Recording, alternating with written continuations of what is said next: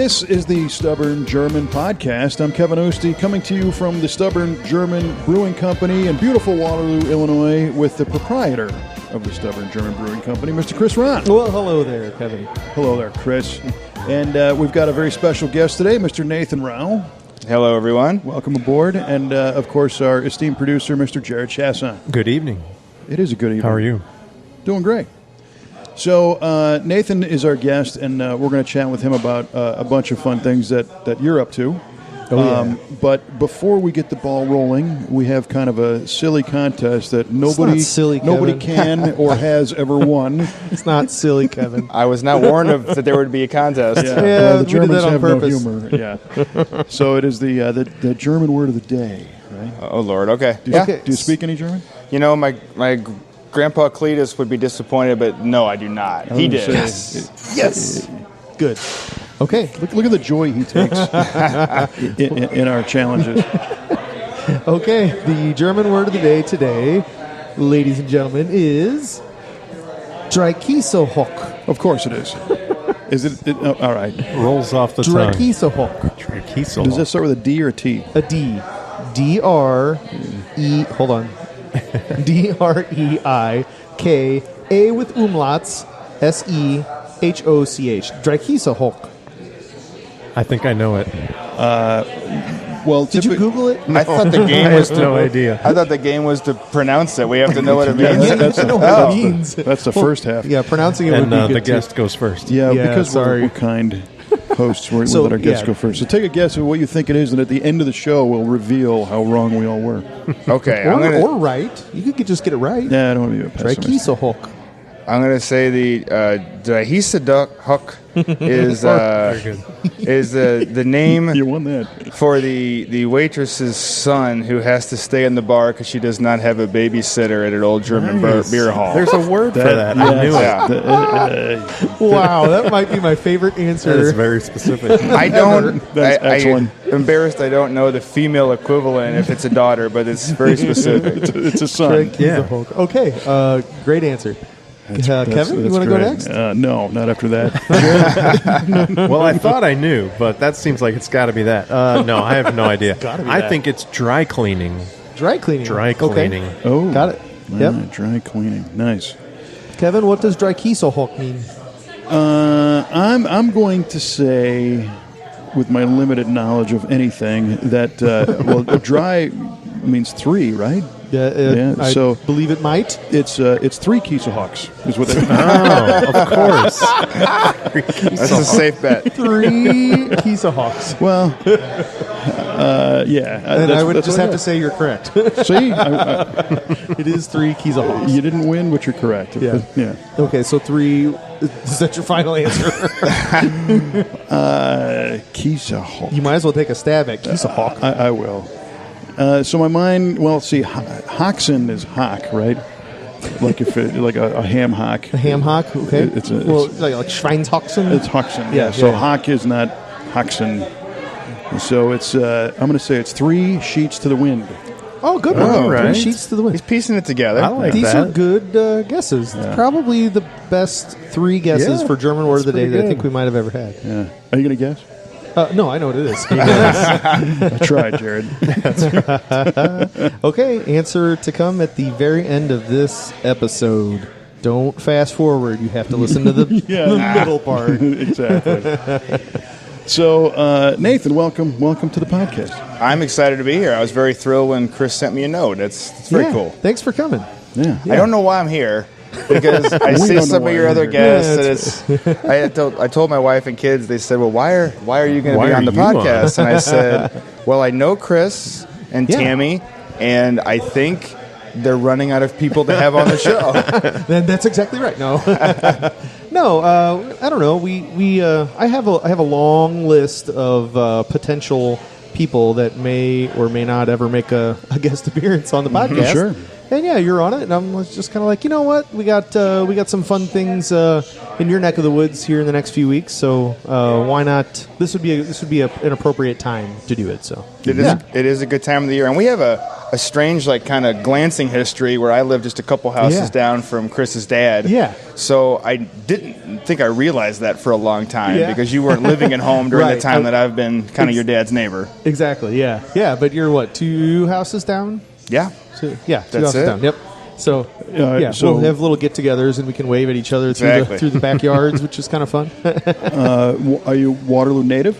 I grew up in Red Bud, Illinois. Oh, right on. And lived there, graduated from college, had a little stint in Edwardsville for a few years after I got married, and then came back. Waterloo, my oldest daughter is getting ready to turn 15, and we lived here before she was born. So something a little bit longer than 15 years I've That been almost actually living in counts as a town. native. You know, you're getting Yeah, there. another 45 years and you'll be able to say you're from Waterloo. Right. Yeah, me too. So, yeah. Yeah, one of these days. I do get a little street cred that Rau is a Waterloo name. Right. My dad grew up in That's town. right, My yeah. grandpa Cletus, my grandma Colette were good Waterloo residents their whole lives. And There you go.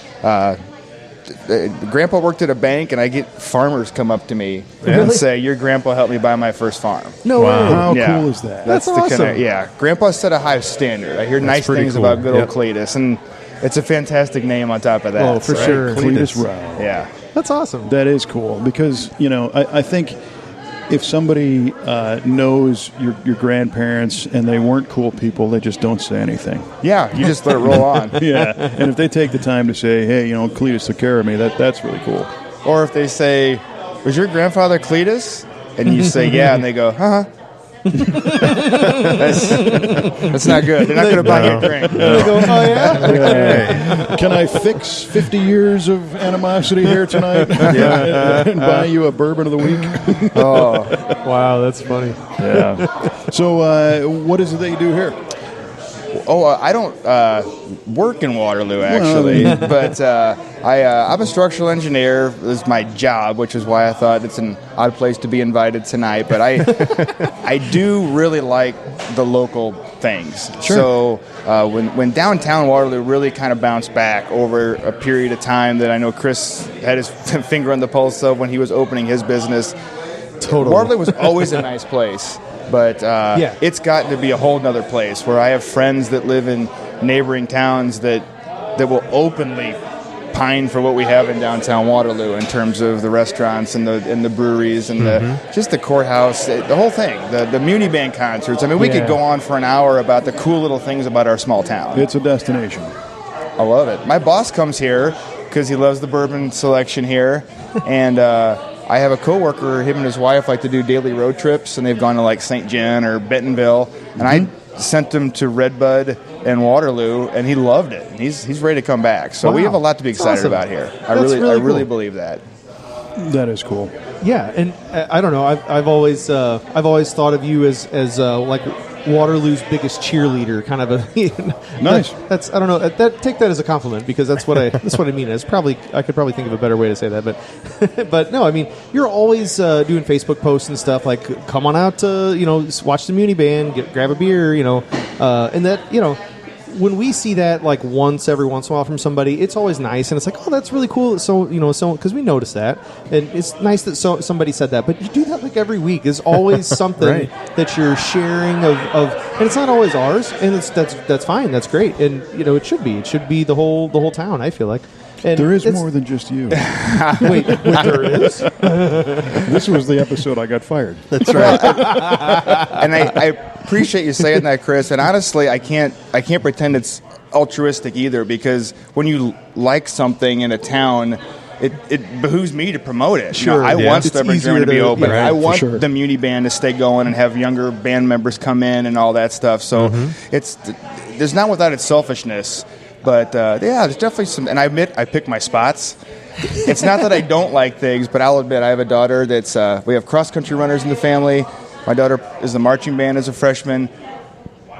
We go to the football games, and we go home a lot of times when the band's done. Not that I'm against the football You're team. one of those parents. But Oh boy. I admit I have my spots that I pick. I cannot pretend I am the ultimate Waterloo cheerleader, because there is a lot of people that aren't as selective in where they promote as I do sometimes. But I appreciate you saying that. It's okay. I mean, every one of your spots benefits from you, getting the word out there. Absolutely. I think, did you guys see that there was a Facebook post this past week that said, somebody proposed that the high school football teams should go to the band competitions and cheer the band on. You know, they really ought as to. the band does for the football team every single game. Right. Yeah. It was kind of funny. I think Kinda cool. So I know here in Waterloo they're trying to get that going.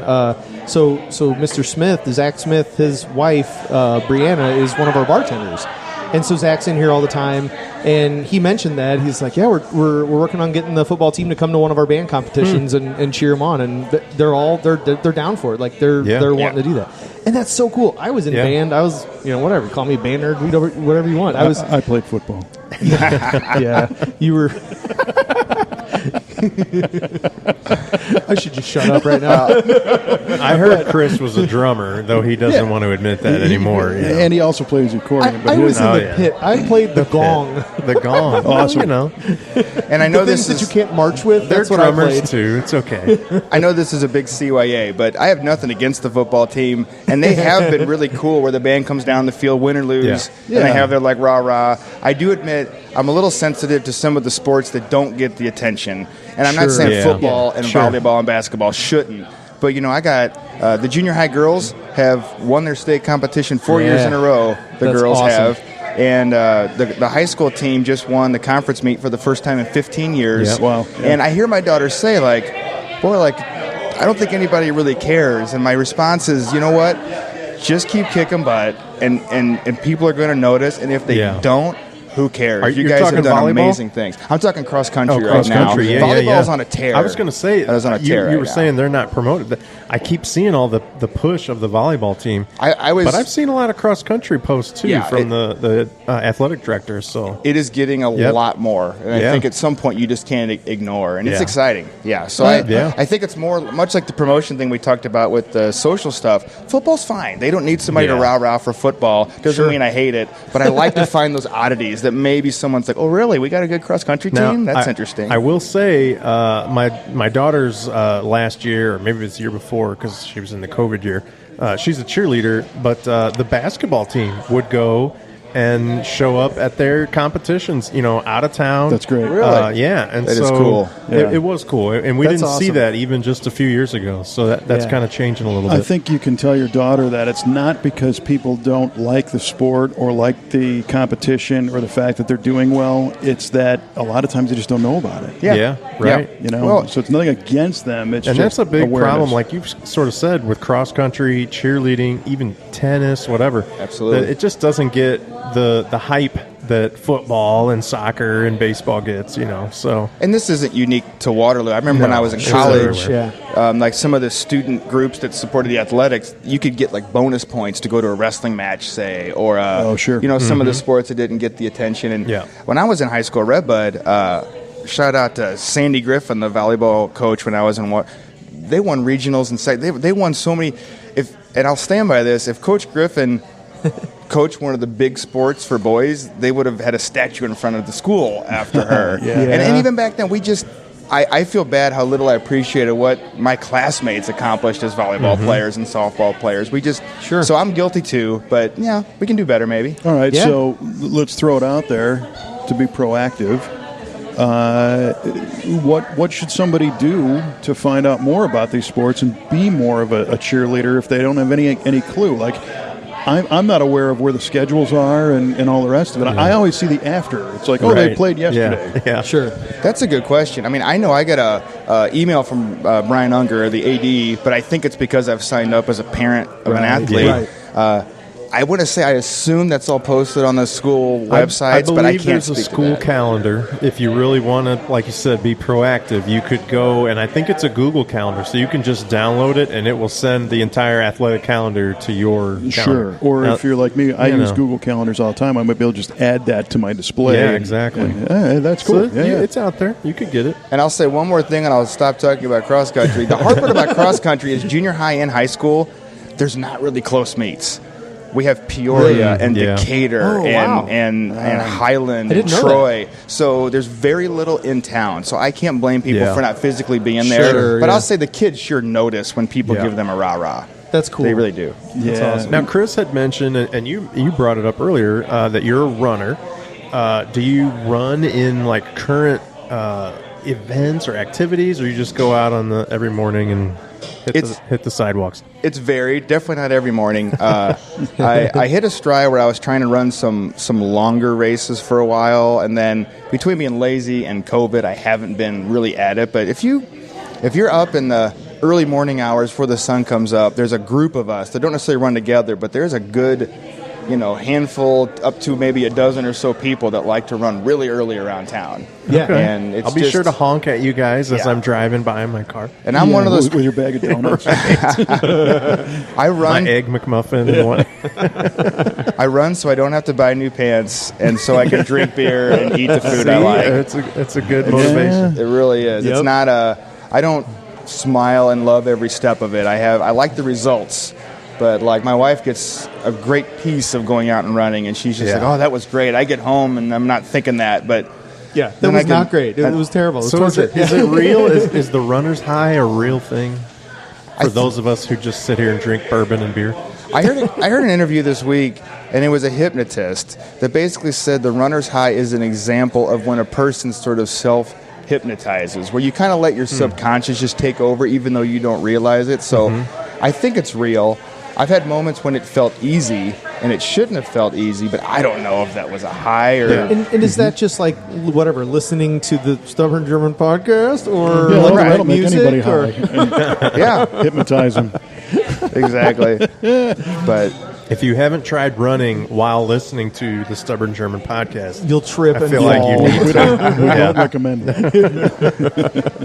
I'm the weirdo that doesn't listen to anything when I run because I want to hear cars. You don't have like the Rocky IV soundtrack going or Not whatever. at all. By the way, there's a movie coming out. I'm going to be in line. Yeah, Oh, yeah. 14th, right? Yeah. Did it hit already? No. It's December, I think. New Or Rocky? maybe it's November. Yeah. They're re-release. Nerding out here. Sorry, Wow, folks. the re-release? They're cut director's this cut out. of Rocky IV.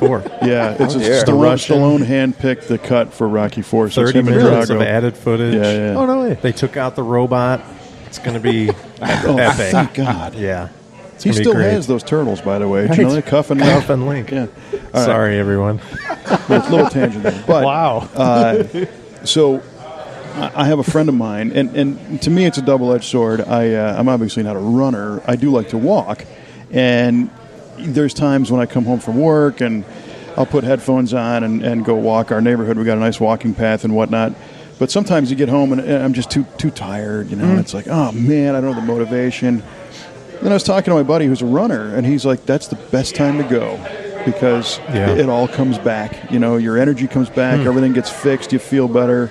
So it's, for me, the challenge is remembering that and saying, no, dummy, if you get out and do this, you're going to feel a lot better. Yeah. I stand by its habit forming either way.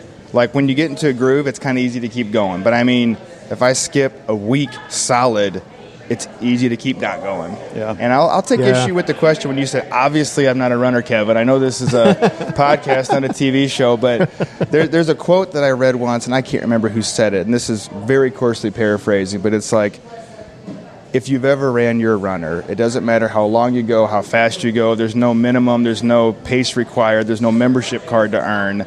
You're just a runner. So I'm not saying you ran before, but when I started, I hated it. I was not in good shape. It was a slow burn to where I got to enjoy it. But I kind of reject the concept that someone couldn't, short of some injuries, and of course there's cases, but I think more people could do it than think So they I could. do have that question, and it's along those lines. I've always kind of felt like you have a runner's body or you don't. Like you can either do this without torturing yourself or you're going to torture yourself. Do you find that to be anyone can work up to it? Like I walk, Kevin walks. Yeah. But I feel like running is torture.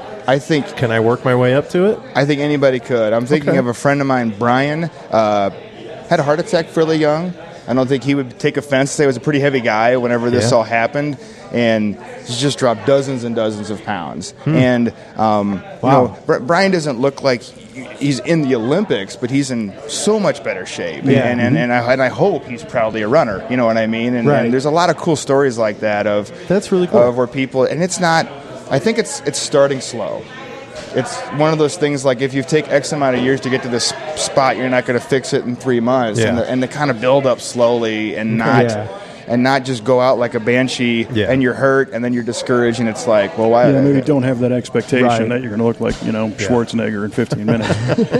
Well, I'll tell you what I would say 3 to 4 years ago, I would guess, Tammy kind of challenged me. She's like, "Oh, you used to run a mile like when you were younger?" I'm like, "Well, yeah, a mile. It's nothing." Like, she's like, "Oh my God, that's so far." And I'm like, "Well, I mean, it's not really that far." And here we got into one of these little arguments, and she's pretty like, far. Right? For those of us who don't run, that's pretty far. 5,280 feet. Exactly. Anyway, I stuck my foot in my mouth, and I was like, "I bet you I can run a mile right now." And I hadn't Here we go. 10, 15 years, I bet. Awesome. So we got in the car, we did just checked it out, GPS or whatever, and okay, 2 laps around the subdivision is right at a mile. Okay, so get back home, I start running. He made it down to Nathan's house, I 2 doors down from his dad's. And, I had already moved, different place. But I think I did make it, but I was, she had to scoop me off the floor. I mean, I was dead. And for some reason, I kind of stuck with it a little bit at that point. And I go off and on. There'll be times where I do run quite a bit, and then there's times that I might go a month and not. Yeah. But that was kind of how many months has it been, Chris? It's been a lot of months.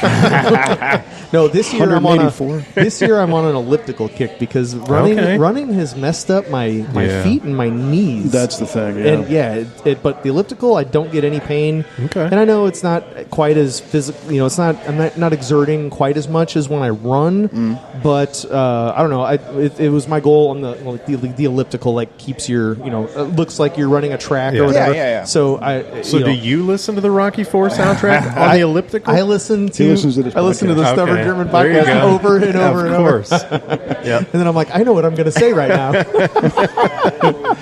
Wait, if this is me listening to the podcast, Say something to your future self. hey Chris, keep running. Don't stop right now. Keep running. Nice. You can do it. I just sent myself a message. And the running, it's not for everybody, but I still think my thing is find something that you do like. It might not be running. Right. I think more people would like running than think they would. That's it helped true. me to run with That's friends. true. Yeah. Like our buddy Frank. He's what really helped me break through that mental barrier because it's so mental. Yeah. First time I ran with Frank, I was like, "How far we go?" He said 4 miles, and I couldn't believe it. And that really helped me believe I could do it. My daughter this year, Hazel, had a fine start to her cross-country season, and then one day she said, "I'm getting slower every meet." And I said, "Oh, that's okay. It's hot. You don't know. Maybe you didn't get a good night's sleep." And she said, "No, I'm going to try to go faster this next meet." And she cut like 2 to 3 minutes per mile off of her pace like that. Wow. And it was between her ears. It was between her ears. She just thought, well, I can't run a sub fill-in-the-blank pace. Right. Yeah. And once she did, the whole season she got faster and faster and faster. Wow, and I think that's awesome. natural. Yeah. And the other thing with running, to me, people think of it as like you just do it. Yeah. There's good form.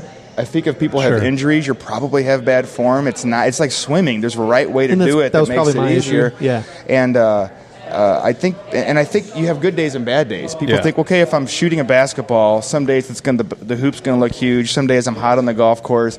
Running, people expect it to be just like a metronome, and it's not. You have good and bad days at that sport like anything else. So if you get a bad day, it's just like couldn't hit a free throw all day that day. It's no big deal. Don't let it stop you from running the next day or the day after. So, where would you learn proper form? So, you looking YouTube videos or, what I've stumbled onto is an online running group. It's a Facebook group. They're called Idiots Running Club, and the slogan. Sounds like my kind of group. The slogan comes from the fact that for everybody that runs, someone's called them an idiot. Okay. And their unofficial slogan, as I recall, is something like, "You don't have to take yourself too seriously to be a serious runner." So they're not like an elite running group. Sure. To me, they're very rah-rah. Like I ran my first mile without stopping. I finished my first 5K in under 45 minutes. Whatever. Like there's no, and through that there was some coaching you could do. And these guys, again, this wasn't training people for the Olympics. It was someone that said, "Well, I don't want to just go Google how to train for a 5K." These people had either some experience or some certifications, and one of them had me send them a video of me running around, and right away he just keyed in on something that Open your eyes. Yeah. You won't hit as many trees. Yeah. So that sounds crazy. Some people think, well, I don't need a coach. Coach sounds I fully nuts, believe it. but it's not that crazy. And honestly, it's just it's accountability. That somebody it does a lot, and so you don't feel like you need to be shooting to qualify for Boston Marathon to think about maybe having a coach help you out. There's some options out there. It's nice that there's a group that is willing and supportive of people just getting started, or getting back into it. Yeah, if you go to like the Go Marathon, which is a great organization, but if you go there, you do get a lot of the stereotypical snooty runners and that's where some of the I run less in organized events, or when I do, the very long, like, hate using the word, but the ultra marathon, like something longer than a marathon. Yeah. It's weird. As soon as you cross that barrier, to me, the snootiness, the elitism starts to fade away, and you just get a bunch of hippies that are helping each other and excited that you're all there, and it's supportive. And if you've never been to an ultra, or if you have one in your area, it's interesting to pop in and see. There's like people that crew all night long. There's volunteers that stay up making soup all through the night for these people running these 50, 100-mile races and stuff, and they get nothing for it. It's a very very cool. So like the culture of the long stuff is part of what gets addictive for people about it. Now, speaking of marathons, Chris, you had mentioned, and maybe you can tell us a little bit about the Rau-Athon that goes on. What is that? I actually can't. I've never been able to do it. He passed out each time he tried. No. So we do Black Beer Friday, which is the day after Thanksgiving, but the time that I am like switching all those beers off, because we take all the regular beers off, we put black beers on tap. Well, when I do that is the morning of Thanksgiving, so that we can enjoy our Thanksgiving, and then we wake up the next morning at 6 a.m. and we're open. Right. But Rau-Athon is Thanksgiving morning, right? It is Thanksgiving morning, and Tammy's joined us. Tammy has been there, And I say that with a hint of question, because the event's gotten big enough, I don't always know. And we've had over 100 people at the house. Yeah. Nice. And I was 99, but I'm sure I saw her before. But sometimes people will say, I'll say, hey, I'm Nathan. And Jared might go, I was at your house. I was at the Rau-Athon. I know where you live. We did a podcast together. Well, Nathan, tell us about Rau-Athon. So, this is... And I talked to Chris a little bit before. I'm a little bit guarded with this in that it's not an invite only, but I'm also not wanting to put it in the paper. At this point, we don't have the organization to have 1,000 people show up. You may have a few thousand Stubborn German podcast listeners show up at the next. Maybe we can extend to our friends in Slovenia that they can have their own version of the Rau-Athon in Slovenia. But the Rau-Athon was inspired by a group of friends, one of whom, Colin, who attended bar, worked at Stubborn for a long time. His in-laws, the Freeze family, had the Freeze Farm Triathlon on their farm, and it was this homegrown event. You did a lap in the farm pond, hopped on your bike and rode down the gravel road outside of Redbud, and then had a little run in the country and came back. And then they'd roast the pig in the ground, and we had a big party afterwards. All right, and so I've known Larry Freeze for that's his farm. 15 years. Now, they don't live there now, but that was the farm. But I've known him forever, and he's never... He never you told didn't get invited to the that he swims the pond and has a bike and a run. Larry's job was in the John boat in case anybody needed to get fished out of the pond, which happened one year. Yes, it did. But it was this cool, homegrown, very social, non-competitive, really. I mean, it was just hanging out. And we thought, well, we wanted to do a turkey trot. We had little kids. We didn't want to go over to St. Louis and fight all that. Yeah. So we thought, well, if they can do a triathlon, we can do a run. And that's where it started. Very small at first. And then over time, we have a 5K loop and then a second loop that's not two of the same that you can make it a 10K. But we have people that never leave the front yard. They just come out to hang out. We have people that walk however much they want to, all the way through the full 10K. And over time, what I'm proud of about it is it's established a charitable aspect is what's made it fun. Used to be our girls would raise money for the American Heart Association for the jump rope for heart at the Waterloo schools do. So we'd say, you sell too much, the Rau-Athon is your fundraiser. You know what I mean? And we would just put out a bucket and say, open donations. Thank you for coming. And good idea. And I put out some drinks and some snacks, and then it goes. And then over time, we got involved with St. Jude.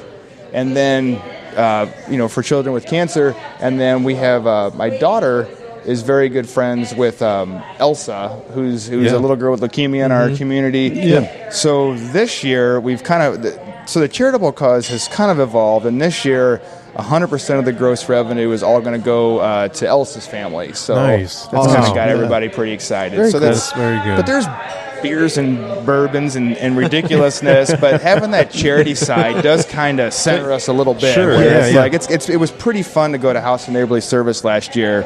I bet. And write like a big old fat check and say, hey, this goes. I think Super cool. thanks in part to a particularly generous family, it was like over $4,000 I think last year. Nice. Awesome. Yeah, it was great. pretty cool. It was pretty cool. You mentioned that this kicks off from the front yard, so you anchor this at your house. Completely at our house.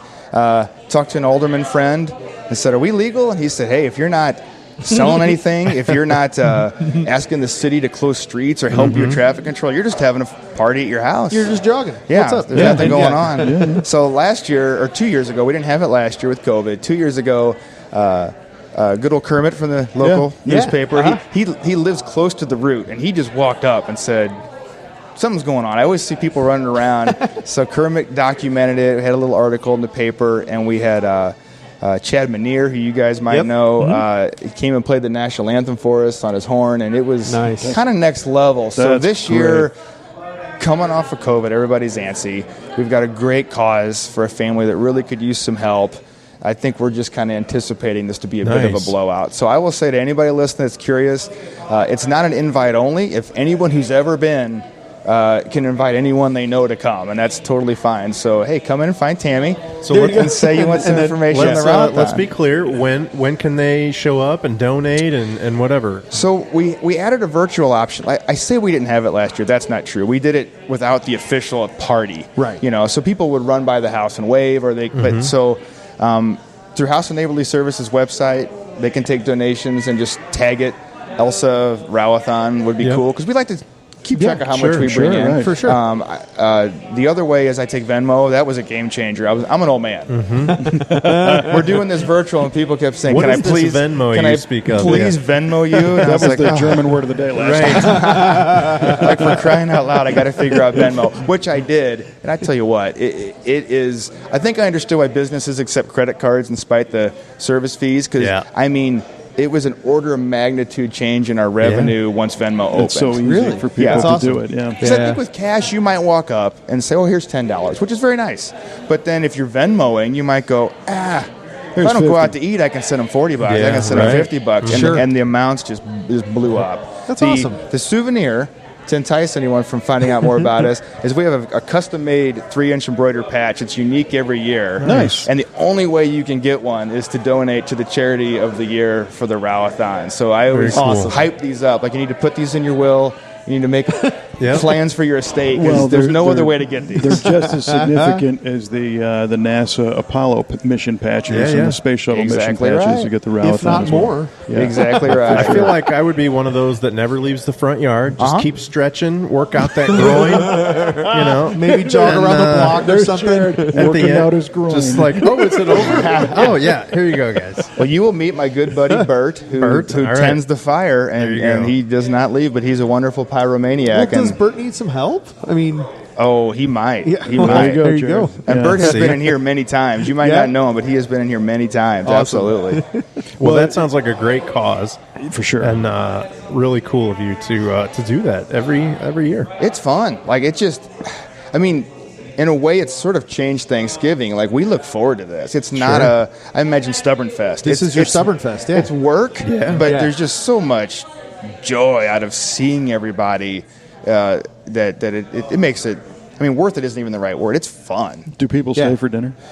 There's when does the turkey come out? Man? I got some buddies that are single, or at least not real busy. That usually at some point, like mid-morning, late morning, I say, "Fellas, you can stay and have all the beer in the cooler, but I got to go to Thanksgiving." So I'm locking the house door now. Yeah. Right. Yeah. Last chance to use the commode. Yeah, exactly. Really cool. That's great. It's fun. Yeah, Awesome event. for sure. So maybe we get Chris some help, and he can come over this Thanksgiving. I need to just I need to figure out a way to do it, like do my switch around like Wednesday night, and then Thursday I'll be up and at 'em. You know what I mean? So are you guys open Thursday or Thanksgiving Day all day? No, we're not open Thursday or Thanksgiving at all. So you could do Wednesday. I could switch around Wednesday, and that would be the same. Yeah. But it'd have to be after we close, though. I'd have to stay up. I don't know. I need to figure out a way to do it. We're going to make it work, is what I'm hearing. You can do it. I'm going to try. I'm going to figure it out. Yeah. I don't know. What time is the shotgun start? Yeah, that's a good question. As I recall, we like to do like a group picture around 8. Okay. And we do, there's a little half-mile run that we do with the littler kids. Oh, perfect. Then I can do that. Well, you can go. You can be the chaperone. Okay. Never crosses any big streets. We do that like as soon as we can, and like kind of in that 8:30ish range, and then the adults go whenever they're kind of in. And we'll get little medals for the little kids that they seem to get a bit of a kick out of. Yeah, get Chris a medal. Yeah, I'd love a medal. That'd be great. Neighbors down with this? Well, my parents are. I want to ask Marty. My parents. One side's covered. Yeah, they sit on the front porch and watch. They love it. Yeah, my neighbors immediately next to us seem to tolerate it. The parking's a little ugly, but we clear out. I think before Thanksgiving's really in full till. Like it's before. It's still morning. It's about 10 o'clock or something around there. Yeah, exactly. So I'm still waiting for a call, and I thought, well, if we need to get a permit some year, or if we have to take this to another place, I'm not against it. But there's something just great about having it in the front around yard. the neighborhood, man. Again, it's such a fun. It's a beautiful neighborhood. You get the big trees and everything. I mean, that's a perfect place to kick that off. I think. Yeah, we live in older. I mean, it'd be the same thing. Like if Stubborn got so big, you had to have it at City Lakes Park. That's fine, but it's not quite the same either. Yeah, exactly. It's just not the same event anymore. Yeah, I agree. Well, interestingly, Chris and I are both in the Waterloo Optimist Club, and the Optimists host a 5K annually. I have ran it before, It's down on Rogers, out toward the golf course and back. It's hilly, lots of hills. There's some hills. It's definitely not in a residential neighborhood. I have stood at the finish line eating hot dogs, waiting for my kids to come across the finish line. He was stretching his I'm very aware. Eating hot dogs. Stretching my groin, eating a hot dog. Very aware of the Optimist Club sweat run. doing both. Great event. Great event. It's a good time. Well, I'm only right behind you because I announce it, right? So I'm not running. I'm just calling people's names as they come across the finish line, But I was completely foreign to the 5K, organized 5K concept because it wasn't my thing. But what I learned is how passionate people are about doing these things. They love it, and they're very... the events are generally very successful. The Optimist Club, donates money as well. But these people come from miles around, and they really look forward to it, and they really dig it. The hard part about what the Optimists do is the volunteer force you guys need to do that well. Because you guys are out where you need some volunteers to keep the roads safe and and things like that. And I think what's tricky for some people is I've had people approach me just knowing that I like to run and heard about our Thanksgiving event and said, well, hey, my such and such group wants to do a 5K, and they're just seeing flashes of if I can get 200 people at $30 a piece. Yeah, here we go. And I'm like, boy, this is a lot harder than you think it is. And I always feel like I'm sort of, to use the expression, peeing in their Cheerios a little bit. Like, you need to kind of tamp your expectations here. This is a lot. It's a lot of work. Yeah.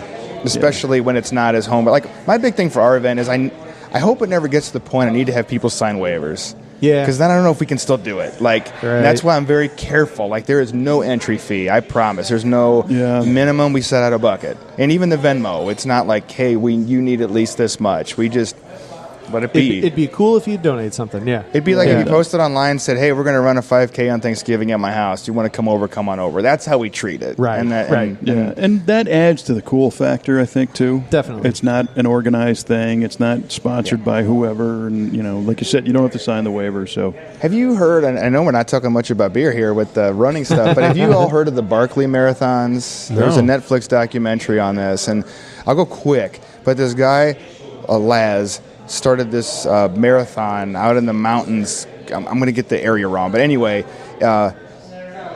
it is a marathon. It is so organic. It's a 100-mile race technically, but they don't really know exactly how far you go.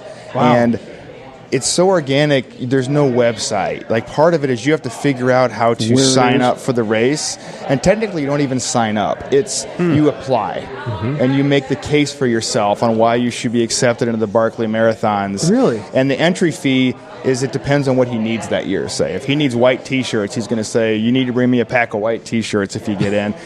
And this is like, amongst the kind of running hippies, this is a very cherished event because he never went full sponsored. He never got rich on this. He's like, no. But it's every bit as popular as a full sponsored thing, I guess. It's a small event because usually very few people even finish it. It's not uncommon at the Barkley to have no one even finish the race. Wow. Yeah, it's that hard. Oh my God. Yeah. This sounds like, in subculture, like you say, runner hippie status, like one click down from following Forrest Gump out in the desert. Yeah, exactly right. Exactly right. Where he's going to speak. That's right. And there's something cool about that organic aspect of things. sure, So, yeah. Do they need anyone to make sure the bratwursts are edible? And stretch your groin. I would volunteer to He's not stretching his bratwurst. display groin stretching technique. Now, I can tie this running conversation back to beer, believe it or not. Go for it. One of the most fun things I've done the last few years is our mutual friend, Kyle, organized a beer mile a while back. Yes. Oh, I've heard about So this. you guys familiar with the beer mile? Okay, so the beer mile is, there was a minimum % alcohol. And all I remember is I think everybody pretty much had Budweiser. You couldn't show up with Keystone. Yeah. And the premise is, when they say go, you chug a 12-ounce beer, you run a quarter mile, you chug a beer, Yep. you run it until you've done a mile and chug your 4 beers. If you vomit, you have a penalty lap, Yes. but you're not disqualified. And, Of course not. That'd be rude. and I remember when I ran this, I did very well. And when I finished, I looked at my wife, and I think she was just comes a penalty. simultaneously proud and disgusted by me. Like almost like a perfect balance in nature. Yeah. I know that look. I get it often. It's like, wow, you just ran a mile and blah, blah, blah and slammed 4 beers and, oh, God. I don't know if I'm okay with that. Yeah. I don't even know who you are. And the hardcore guys show up with a barrel-aged, stubborn Yes. German yeah. four-pack. Yeah. Of, Does this meet the minimum? I remember chugging my 3rd beer because they had to do it in Oh, 2 my heats gosh. because we had enough people we couldn't all pack in there at once. Yeah. Nice. So the guys that were watching, as I'm chugging my 3rd beer, I heard somebody go, well, he is from Redbud. Oh, yeah, it's a handicap there. That's an advantage. It was an advantage. For It's like sure. it was almost like the deck was stacked because He's a good used to Redbud boy. this. Careful, this one's from Red Showing Bud. these fancy pants Monroe County Nice. people at the beer mile. That's awesome. I lived in California, and in Hermosa Beach, they had what they called the Iron Man, and it was the same thing. But there's so many bars on the Strand that you basically go chug at a bar, run, go to the next bar, chug, run, go to the next bar, and I think that was seven stops. Oof. And at the end, it was a big pile of penalties. One giant penalty. Yeah, and Chris, you probably got that look of pride and disgust last Thursday night when you got home. Yes. I may have. I alluded last time that Chris is now the president of the Optimist Club. Oh, Yes. And congratulations. Well, thank you. He was essentially sworn in last Thursday, and, Right. and we all celebrated, and it was a little bit late when he got home. So It was a fun night. it was Nice. a great night. That's a good group. That is a very, very good group. Yeah. Yes. Well, if you don't feel comfortable sharing it on the podcast, I understand. We have listeners in Slovenia who are you don't want to let They're everyone itching know. to fly but- over and yeah. do a 5K. Thanksgiving morning, Southwest has a special with Slovenia. 8 a.m. Maybe Tammy can share the details of the address and everything. I don't know. I think that's a good reason for people to come to Stubborn and find Chris Yes. and Tammy. And, Yeah. and like I Find said, out. friends can invite people. Okay. That's fine. It's not a private event, That's but a good method to go find about, out yeah. from Chris and Tammy how to get involved, and it's a great cause. And your donations, 100%, right, will Yeah. go towards Elsa's cause. Absolutely. There's not a lot of overhead, but I do want to be clear. We don't keep any money to cover expenses. There's not that many, so it's not like That's awesome. So hey, that's we your can- donation too, then. It goes straight through. That's I cool. promise. That's pretty cool. Come out to the bar, see Chris, see Tammy, any of the staff. and find out how you can show up and be involved. You can come to the bar, and it's kind of like the secret handshake. You can move to the bar and go, I need 2 tickets to the Rau-Athon. I gotta get in. Come on, let me in. The fundraising is awkward. It is, and I got a hat tip. I know Chris doesn't want to make this the Chris and Tammy show, but I have to say we've raised money. We were raising money for St. Jude a while back. Mm-hmm. My wife and I ran the Memphis Marathon, and Chris and Tammy donated. As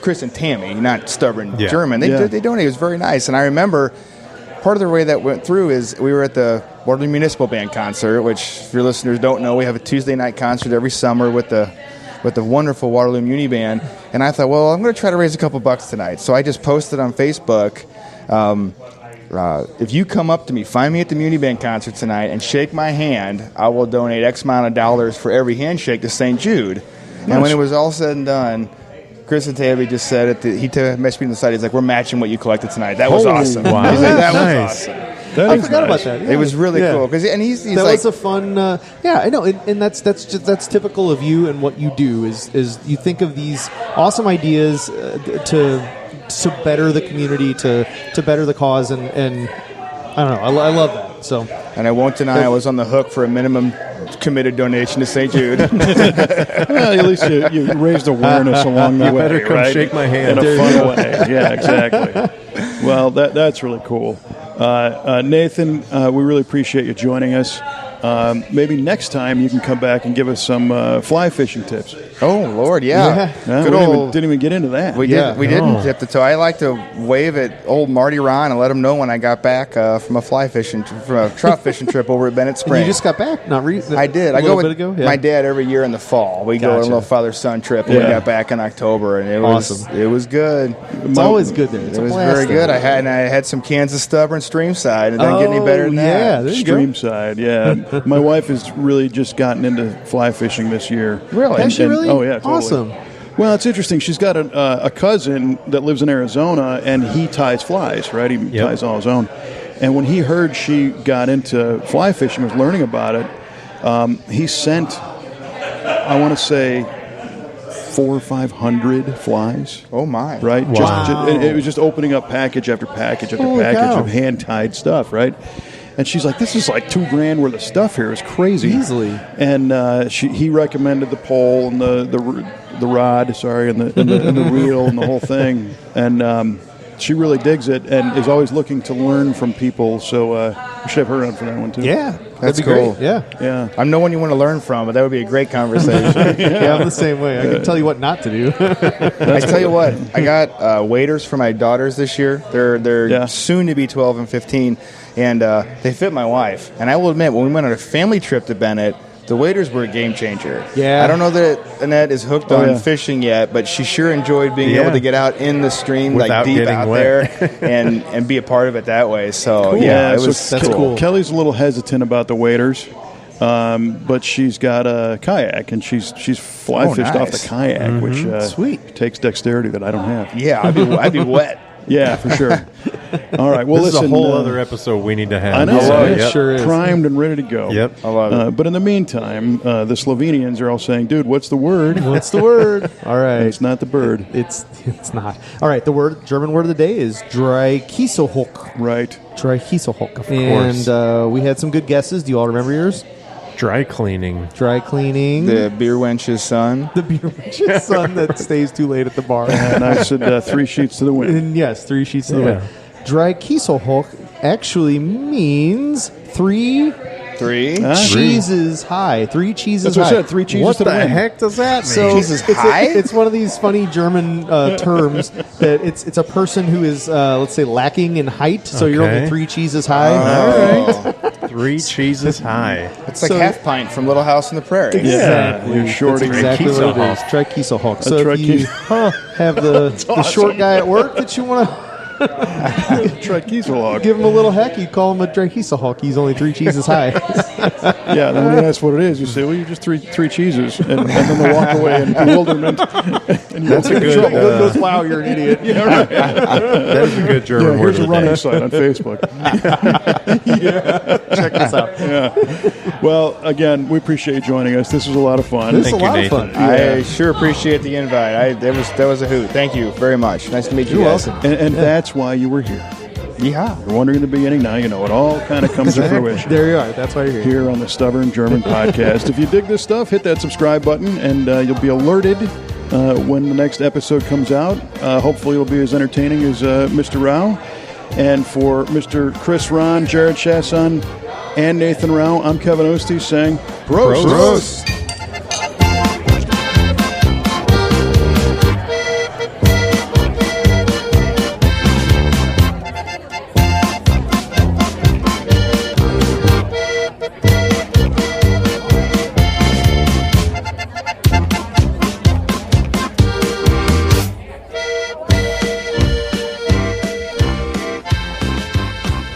Now, I want to say, Chris, before we start, we all took a little restroom break before, or some of us did. Were you saying I should? No, I'm not saying you need Oh. to, but your restrooms are very, very clean and yeah, very, always. very well kept. Thanks. And, we like to call ourselves the fanciest restrooms in all of Waterloo. Well, you don't get that everywhere. In fact, there's some places that have been around a lot less time who have a lot worse facilities than you. What? I'm not throwing anybody under the bus, Say it isn't so. but you guys are 5 years into your run here, and it wouldn't be, totally frowned upon if your bathrooms looked 5 years old. No. But they're very, and some people appreciate it, Chris, and I'm one of those people. So I like a tidy restroom. yes. I do too. And the whole place looks like it was just built. Oh yeah, you would never know Yeah. that it wasn't brand new. So thank you. You should have seen it about 6 hours ago. He was in there scrubbing those Oh, my restroom floors. Yeah. No, I appreciate it. So thanks, Chris. You're quite welcome. We're recording, by the way, so I will cut that out I later. was hoping. You're going to keep that.